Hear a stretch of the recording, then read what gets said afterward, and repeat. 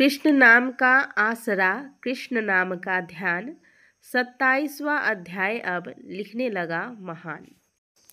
नमस्कार दोस्तों, आज हम कार्तिक महात्म्य के 27वें अध्याय को श्रवण करने जा रहे हैं। पहले भगवान गणेश का ध्यान करेंगे। ओम श्री गणेशाय नमः।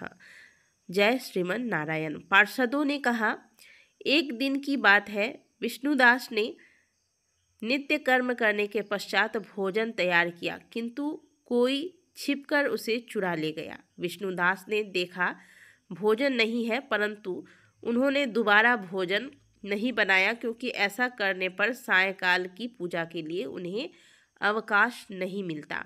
अतः प्रतिदिन के नियम का भंग हो जाने का भय था। दूसरे दिन पुनः उसी समय पर भोजन बनाकर वे ज्यों ही भगवान विष्णु को भोग अर्पण करने के लिए गए, त्यों ही किसी ने आकर फिर सारा भोजन हड़प लिया। इस प्रकार 7 दिनों तक चलता रहा। 7 दिनों तक लगातार कोई उनका भोजन चुरा कर ले जाता। इससे विष्णुदास को बड़ा विस्मय हुआ। वे मन ही मन इस प्रकार विचार करने लगे, अहो, कौन प्रतिदिन आकर मेरी रसोई चुरा ले जाता है। यदि दोबारा रसोई बनाकर भोजन करता हूँ तो सायंकाल की पूजा छूट जाती है।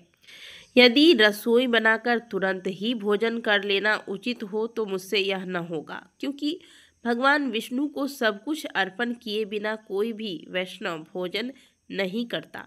आज उपवास करते मुझे 7 दिन हो गए हैं। इस प्रकार मैं व्रत में कब तक स्थिर रह सकूंगा।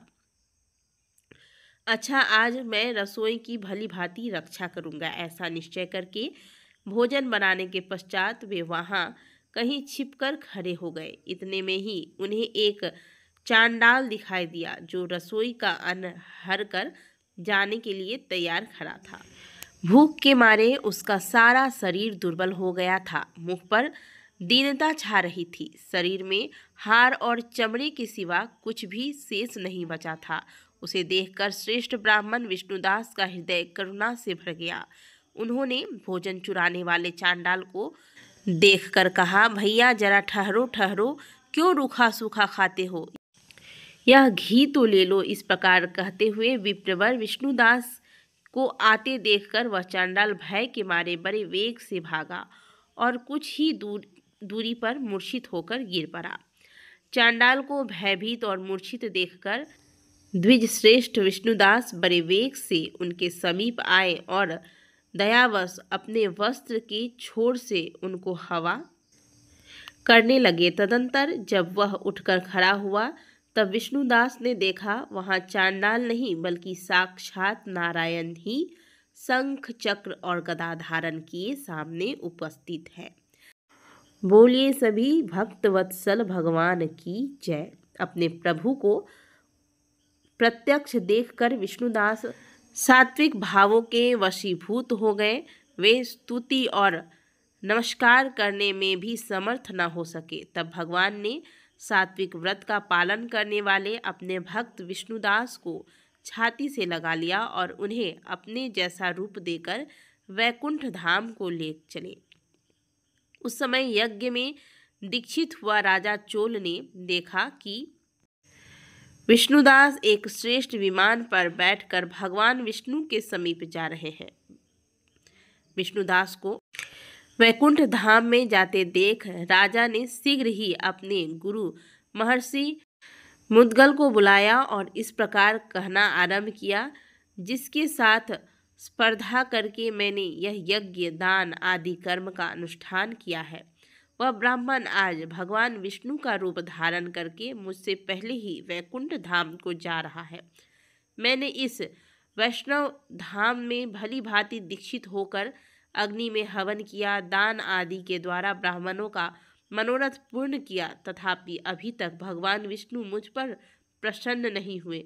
इस विष्णुदास को केवल भक्ति के ही कारण श्री हरि ने प्रत्यक्ष दर्शन दिया है। अतः जान पड़ता है कि भगवान विष्णु केवल दान और यज्ञों से प्रसन्न न होते हैं। उन प्रभु का दर्शन कराने में भक्ति ही प्रधान कारण है। दोनों पार्षदों ने कहा। इस प्रकार कहकर राजा ने अपने भांजे को राज सिंहासन पर अभिषिक्त कर दिया। वे बचपन से ही यज्ञ की दीक्षा लेकर उसी में संलग्न रहते थे, इसलिए उन्हें कोई पुत्र नहीं हुआ था। यही कारण है कि उस देश में अब तक भांजे ही राज्य की उत्तराधिकारी होते हैं।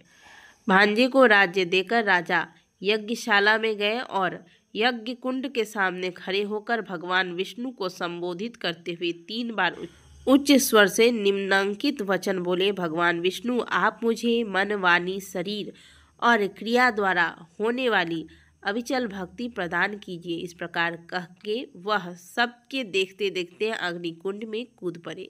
बस उसी क्षण भक्त वत्सल भगवान विष्णु अग्निकुंड में प्रकट हो गए। उन्होंने राजा को छाती से लगाकर एक श्रेष्ठ विमान में बिठाया और उन्हें अपने साथ लेकर वैकुंठ धाम को प्रस्थान किया।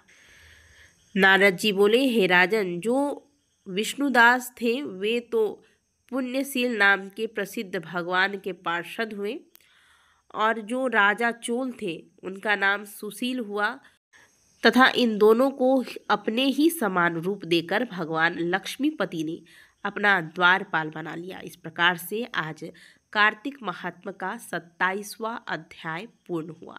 बोलिए सभी भगवान श्री हरि विष्णु की जय।